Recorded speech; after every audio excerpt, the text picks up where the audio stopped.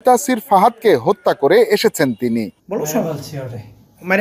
এমন hello everyone, আসসালামু আলাইকুম ওয়া রাহমাতুল্লাহি ওয়া বারাকাতুহু। সবাই কেমন আছেন? আশা করি সবাই ভালো আছেন। আমিও ভালো আছি আলহামদুলিল্লাহ। আপনারা দেখতেছেন বি কেয়ারফুল ইউটিউব চ্যানেল এবং বি কেয়ারফুল ফেসবুক পেজ। আপনাদের সাথে আছি আমি কামরুল হাসান চৌধুরী। প্রিয় দর্শক, দেশ জুড়ে চলছে নানান রকম অপরাধমূলক কর্মকাণ্ড। তার মধ্যে সবচেয়ে বেশি যেই অপরাধগুলো ঘটিত হচ্ছে সেগুলো হলো শিশু অপহরণ, নারী ধর্ষণ এবং হত্যাকাণ্ড। তাছাড়াও অনেক বড় বড় অপরাধমূলক কর্মকাণ্ড ঘটতেছে, যেমন মাদক ব্যবসা, মাদক সেবন সহ রাহাজানি, ডাকাতি সহ অনেক বড় বড় অপরাধমূলক কর্মকাণ্ড ঘটিত হচ্ছে বাংলাদেশে।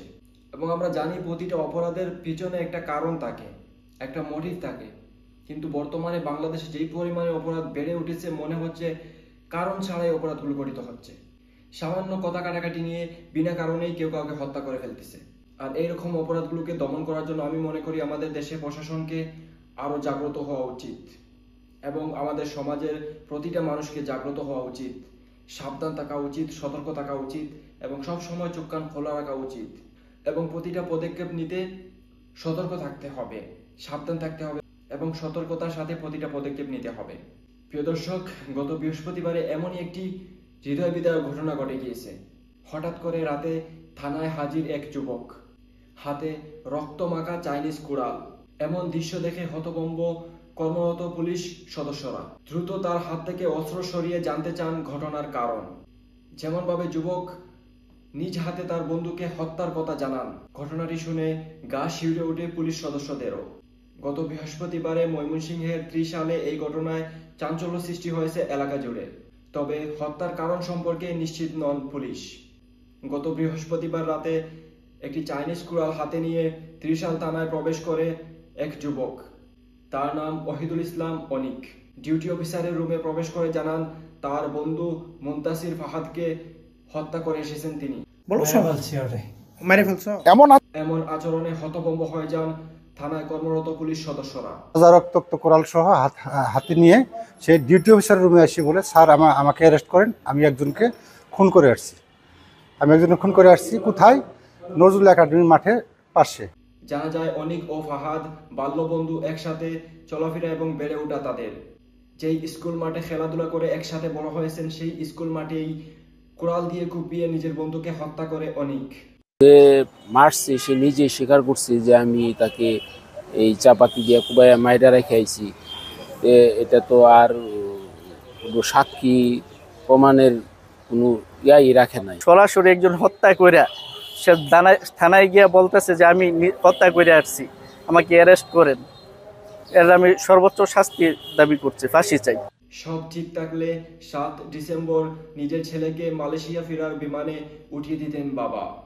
কিন্তু ভাগ্যের কি নির্মম পরিহাস, এখন এসেছেন তিনি ময়নাতদন্তের পর তার ছেলের মরদেহ নিয়ে যেতে। যেভাবে বিচার হয়, ফাঁসি হয়, জহিরুল তার বাপ যে এটা তো হ্যাঁ, ওইটাতে অনুমতি তো আছে। নৃশংসভাবে তাকে এখানে 5-6টা কুড়াল দিয়ে আঘাত করা হলো, তার গাড্ডা মোটামুটি অর্ধেক পর্যন্ত চলে আসছে। ফাহাদ মালয়েশিয়ার একটি ইউনিভার্সিটির শিক্ষার্থী ছিলেন। বিশ্ববিদ্যালয় বন্ধ থাকায় প্রায় 4 মাস ধরে তিনি দেশে অবস্থান করছিলেন। এই হত্যার ঘটনায় দুইজনের নাম উল্লেখ করে মামলা দায়ের করা হয়েছে, তবে হত্যার কারণ এখনো জানা যায়নি। তাদের ভিতরে বিভিন্ন বিষয় নিয়ে পূর্বশত্রুতা বিরাজ করছে, ইতিপূর্বে মারামারির ঘটনাও ঘটছে। তো আসামিকে আমরা নিবিড়ভাবে জিজ্ঞাসাবাদ করলে সে জানায় যে সে বেশ কিছুদিন যাবৎ তাকে হত্যা করার পরিকল্পনা করতেছে। হত্যাকারী অনিক টাঙ্গাইল করকিয়া সরকারি স্নাতক কলেজে ধর্ষণের 2য় বর্ষের ছাত্র। তাকে কারাগারে পাঠিয়েছে পুলিশ। তো প্রিয় দর্শক, দেশবাসী চায় এরকম ন্যাক্কারজনক ঘটনার ন্যায় বিচার হোক এবং দোষীদের দৃষ্টান্তমূলক শাস্তি হোক। এবং আমি সবসময় বলি, আপনারা সাবধান থাকবেন, সতর্ক থাকবেন এবং সবসময় চোখ কান খোলা রাখবেন। কখন কে আপনার বিপদের পয়গাম নিয়ে আপনার সামনে এসে দাঁড়াতে পারে সেটা আপনি নিজেও জানেন না। কখন কে আপনার মৃত্যুদূত হয়ে আপনার সামনে এসে দাঁড়াতে পারে সেটা আপনি নিজেও জানেন না। সে হতে পারে আপনার কাছের কেউ, সে হতে পারে আপনার বন্ধু, সে হতে পারে আপনার ভাই, সে হতে পারে আপনার বাবা, সে হতে পারে আপনার মা, সে হতে পারে আপনার ছেলে, সে হতে পারে আপনার মেয়ে। কারণ বর্তমানের এই কলির যুগে কাউকে বিশ্বাস নেই। কে কখন আপনার মৃত্যুদূত হয়ে এসে আপনার সামনে দাঁড়াতে পারে সেটা আপনি নিজেও জানেন না। ঠিক সেই জন্য সবসময় আপনাকে সাবধান থাকতে হবে, সতর্ক থাকতে হবে এবং সবসময় চোখ কান খোলা রাখতে হবে। এবং বর্তমানে দেশের এই দুঃসময়ে সবসময় আপনাকে সতর্ক থাকতে হবে বিশেষ করে।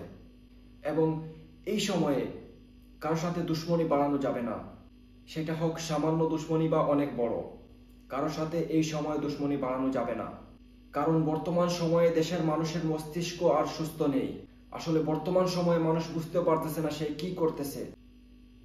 সেই জন্য এই সময়ে কারোর সাথে দুশ্মনী বাড়ানো যাবে না, কারণ আপনি যার সাথে দুশ্মনী বাড়াচ্ছেন সে দেখতে শুনতে হয়তো খুব ভালো একটা মানুষ, খুবই সুস্থ একটা মানুষ, কিন্তু সে আসলে উন্মাদ, সে আসলে মাথাল।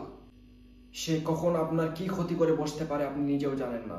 সেজন্য যতটুকু সম্ভব কারোর সাথে দুশ্মনী বাড়াবেন না। সব সময় ঝামেলাকে এড়িয়ে চলুন, ঝামেলা থেকে দূরে থাকুন, নিজে সেফ থাকুন, নিজের আত্মীয় স্বজনকে সেফ রাখার চেষ্টা করুন। তো প্রিয় দর্শক, আজকের মতো এই পর্যন্ত। দেখা হবে পরবর্তী প্রতিবেদনে। আল্লাহ হাফিজ। আসসালামু আলাইকুম রহমতুল্লাহি ওয়া বারাকাতুহু।